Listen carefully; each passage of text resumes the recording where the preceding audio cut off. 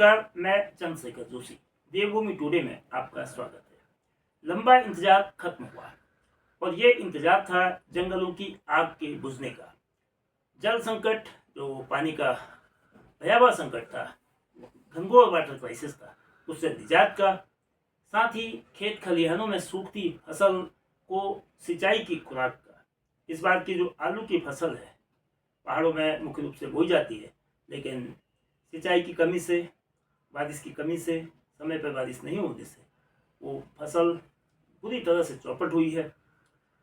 और ये तमाम इंतजार, जो तमाम संकट था, ये मानसून की बारिश का था। मानसून की बारिश अंततः शुरू हुई तो ये इंतजार खत्म भी हो गया।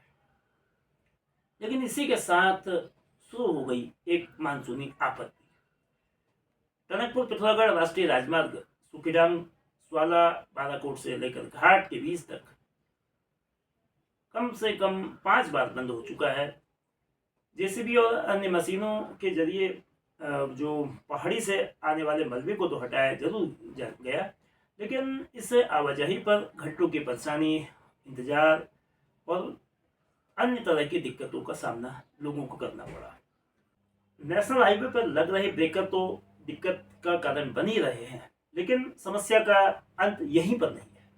टनकपुर भैरव मंदिर सड़क, या कहें कि टनकपुर जौलजीबी की जो निर्माणाधीन सड़क है, उसने भी परेशानी बढ़ाई है। और ये परेशानी की वजह है जो किरौड़ा नाले की वजह से इस बार पूर्णागिरि मार्ग पर 2 से अधिक बार ये रास्ता बंद हो चुका है, ये सड़क बंद हो चुकी है। इससे लोगों को आवाजाही में दिक्कतें आई।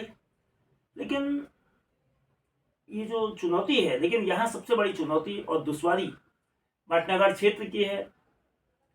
अगस्त 2023 में भारी मात्रा में बिसौरिया के भूस्खलन क्षेत्र से आए मलबे से बाटनागाड़ नाले के पास का पूरा इलाका मलबे से पटा हुआ है। सड़क और नाले के दोनों तरफ जो मलबा होने से इस बार एक सप्ताह में 4 बार ये रास्ता बंद हो चुका है। और इस मार्ग के बंद होने का क्या असर होता है, न केवल आस्था के धाम पूर्णागिरि दरबार के जो श्रद्धालु हैं, सरकारी मेला अवधि 15 जून को समाप्त हो गई है, लेकिन उसके बाद भी लोगों की आवाजाही उत्तर प्रदेश और दूसरे राज्यों के श्रद्धालुओं की लगातार हो रही है। उनको तो दिक्कत होती ही है। साथ में जो पूर्णागिरि धाम के पास से लगाड़ का गांव है, जो पुजारियों का गांव है, वहां की आवाजाही पर भी इसका असर पड़ता है। इतना ही नहीं, टनकपुर से जौलजीबी की जो निर्माणाधीन सड़क है, जो ठूलीघाट से डाइवर्ट होती है, तो उस क्षेत्र पर जो नेपाल सीमा से लगा इलाका है, कलढूंगा, चूका, खिरद्वारी, खेत और सहित तमाम नेपाल सीमा से लगे जो गांव हैं, साथ ही जो एसएसबी की जो बॉर्डर आउट पोस्ट है, उनके जवानों की भी मुश्किलें इस नाले के आने से बढ़ रही है। आज 28 जून की सुबह से ही बाटनागाड़ के नाले ने इस रूट पर आवाजाही रोक दी है। कई वाहन और श्रद्धालु फंसे हुए हैं। आवागमन के बंद होने के अलावा जो बाटनागाड़ क्षेत्र में सड़क पर बहते पानी से बूम और चोलीगोट के जो गांव है, इन क्षेत्रों में रहने वाले लोगों की भी दहशत बढ़ी है। वही प्रशासन का जो दावा है कि वो बाटनागाड़ नाले के खतरे को कम करने के लिए सभी एहतियाती उपाय कर रहा है, लेकिन कई सवाल अनुत्तरित हैं। खासकर 10 माह से अधिक, यानी कि अगस्त 2023 से अब तक 10 माह से अधिक बीतने के बावजूद नाले के खतरे को कम करने के लिए कोई प्रभावी उपाय क्यों नहीं किए गए। मलबे के निस्तारण के लिए पिछले साल एक कमेटी बनाई गई थी, लेकिन इसके बावजूद मलबे का निस्तारण समय रहते क्यों नहीं किया जा सका। इस बाटनागाड़ जो नाले से आने वाले पानी की अगर दिशा बदलती है तो बूम और चोलीकोट के गाँव में खतरा हो सकता है, और उस खतरे से लोग भयभीत हैं। खतरे से बचाव के क्या इंतजाम होंगे, इनका उत्तर क्यों समय रहते नहीं खोजा गया है।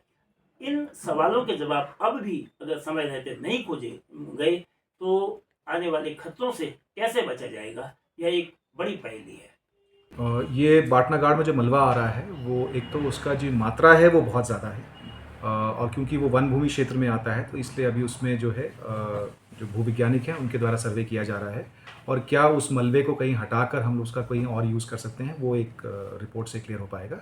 इस वर्ष में सतत निगरानी रखी जाएगी, क्योंकि वो ऐसा नाला है जो बहुत शॉर्ट नोटिस पर फ्लैश फ्लड के रूप में आता है, तो वहाँ पे जो है संबंधित हमारी जल पुलिस की भी तैनाती रहेगी, और जो हमारी ककराली गेट पे जो हमारी चौकी रहेंगी और टोली गार्ड में चौकियाँ रहेंगी, वो इस बात की विशेष सतर्कता बरतेंगे कि वहाँ पे जो है आवागमन जो है वो सुरक्षित हो सके।